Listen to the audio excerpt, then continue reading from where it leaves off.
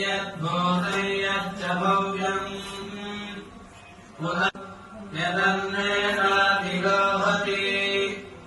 एतावानस्य महिमा अतोऽध्यायामिश्च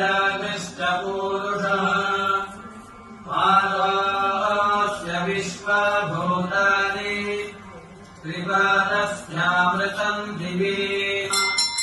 ततो विश्वम् यक्रामते शासनानधमेमहि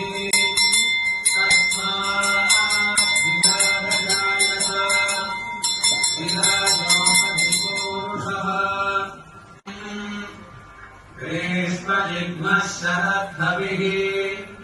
सप्तास्यासन् परिधयः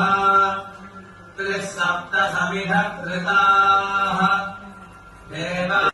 देवयज्ञम् बर्हिः प्रोक्षन्ते पुरुषम् जातमग्रतः तेन देवा अयजन्त